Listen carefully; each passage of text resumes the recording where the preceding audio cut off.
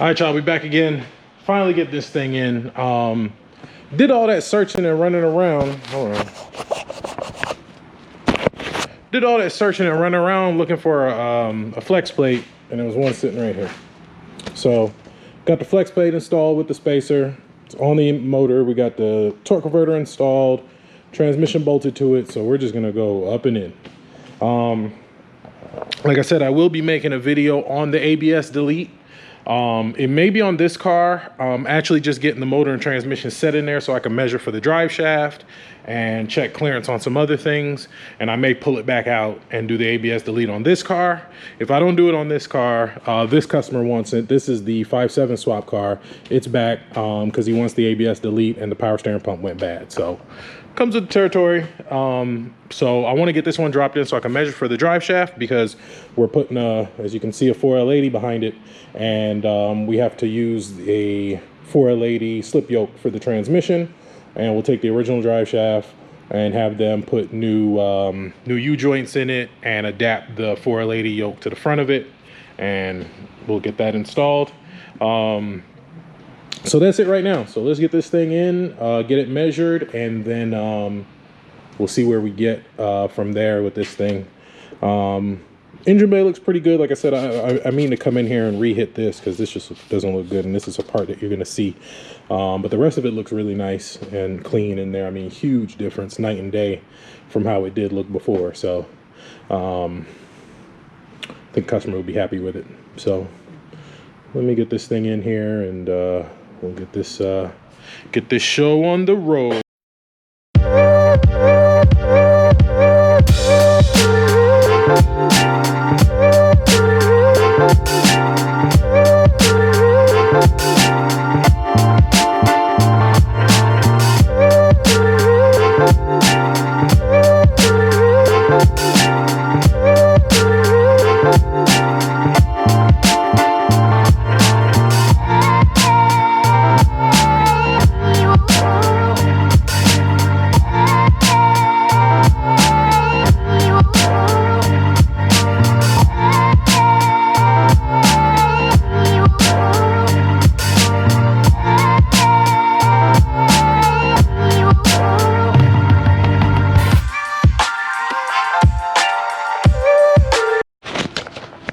All right, motor's dropped in.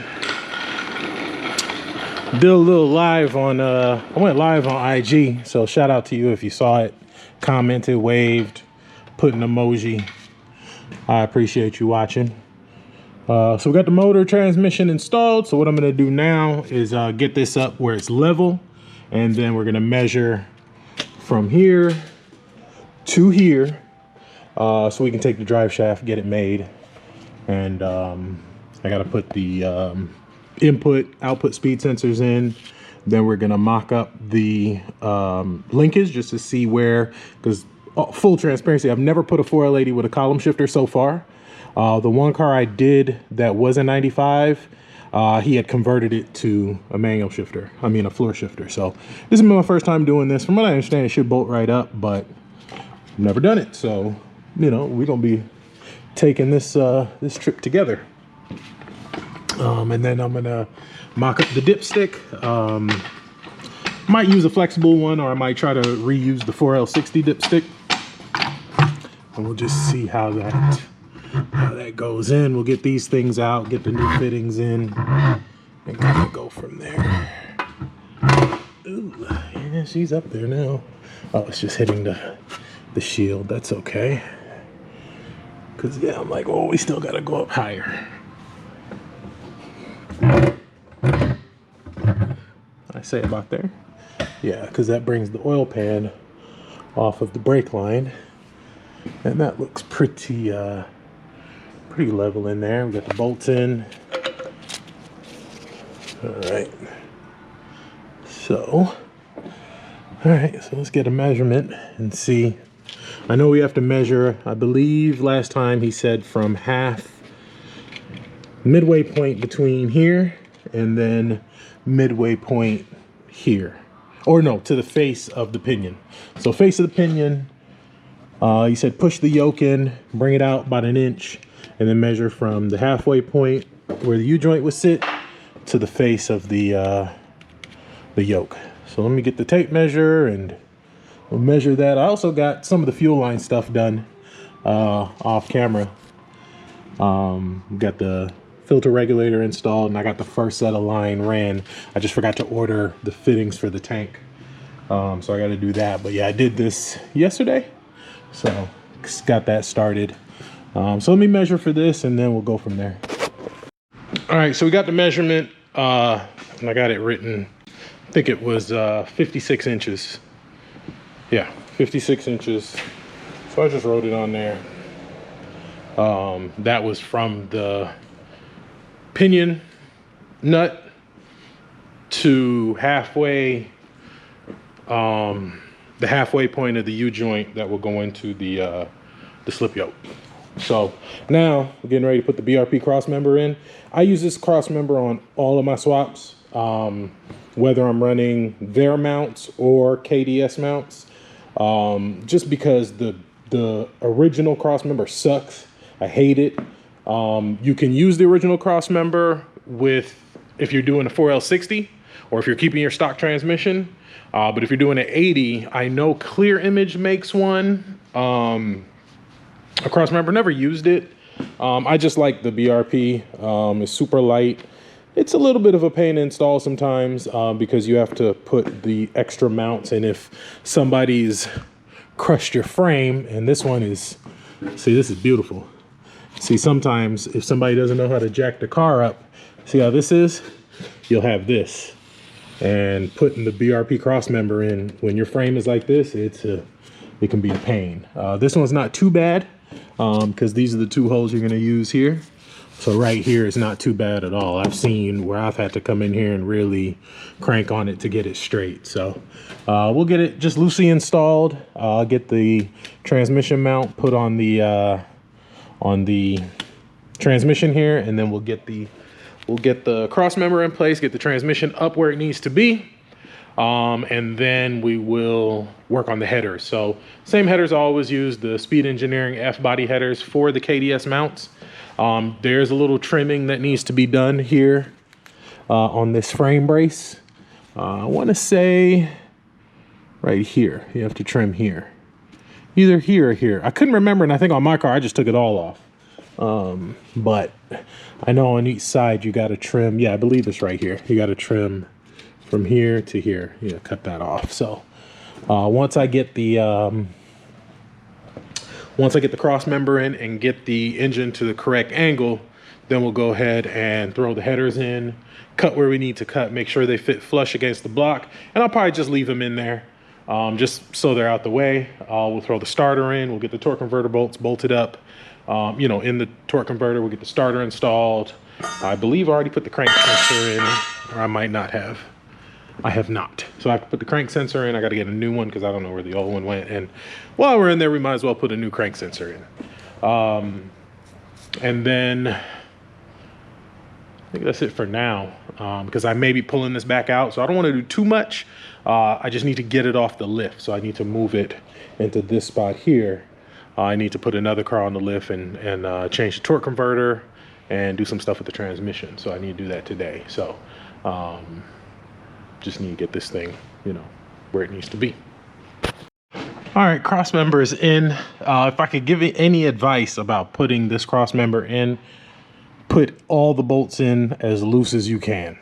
And then once you get it in, and every single one I've done, it goes in this third bolt. It's never the center bolt. I don't know why, but every single one I've gotten, it has went to the third passenger side, to the right side bolt.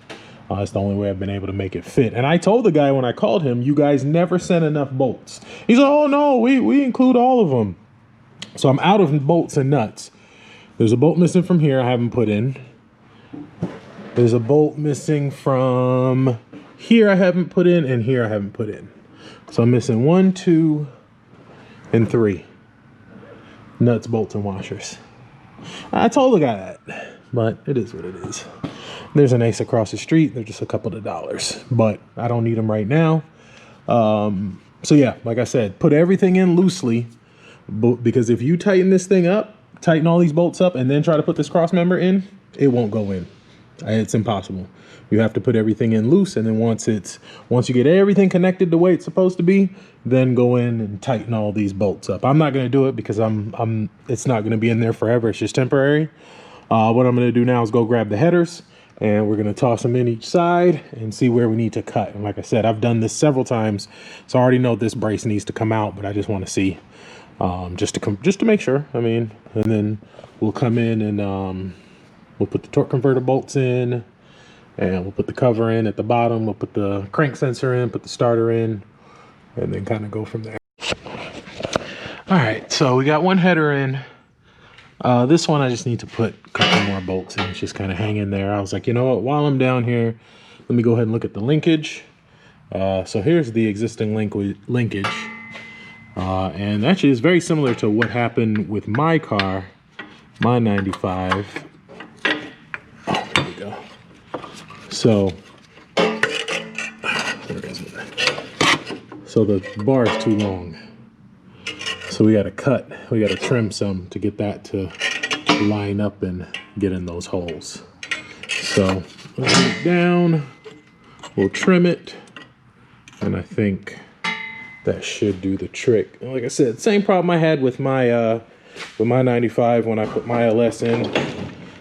That shaft, that gear selector shaft in the LS is a lot longer on those transmissions than it is on the factory one. So we'll just stick this thing in here and just slice off a little bit of it. I'd say maybe about here, right there. I think will be fine. So let me do that. We'll paint it up real nice and get it in there. All right, well, got the linkage all in. It really not going to make a difference right now because there's no drive shaft, but I just wanted to see how everything would fit and clear with the header, and I'll pull this back out at some point and paint it up, make it look real pretty.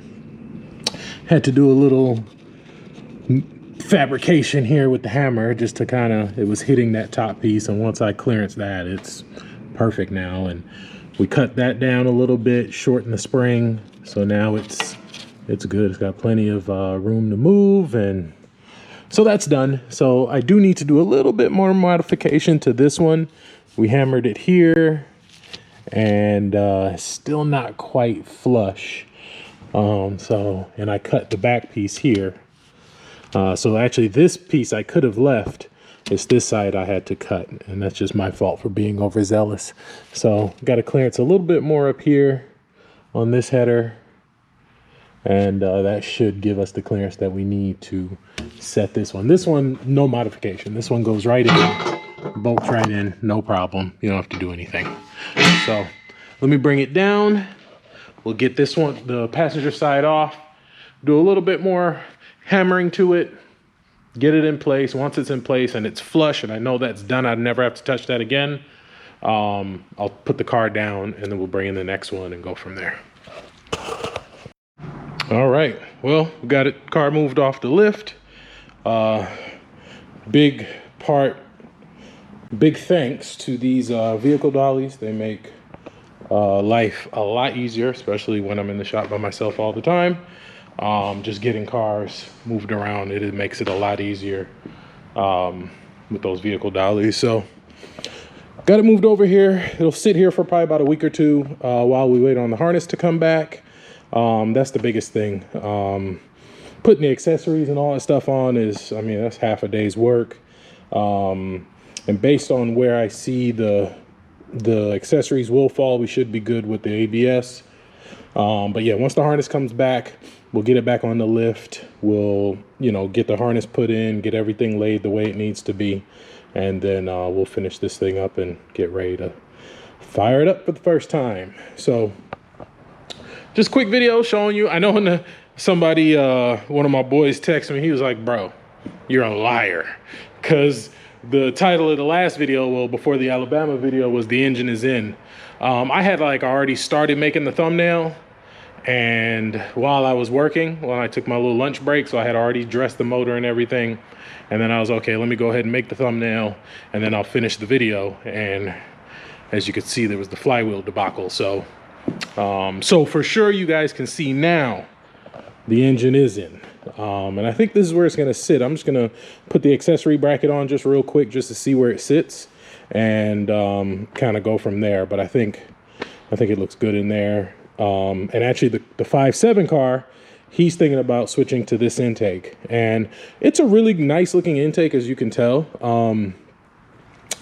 If you're looking for horsepower or something that you're trying to go super fast with, or you want to save every little ounce of horsepower you can squeeze out of your motor, go with the regular plastic car intake. These sheet metal intakes do get hot, but if you're going to be boosted or you just rather have a show look, then these will work just fine. So that's it for this video, y'all. I will see you in the next one.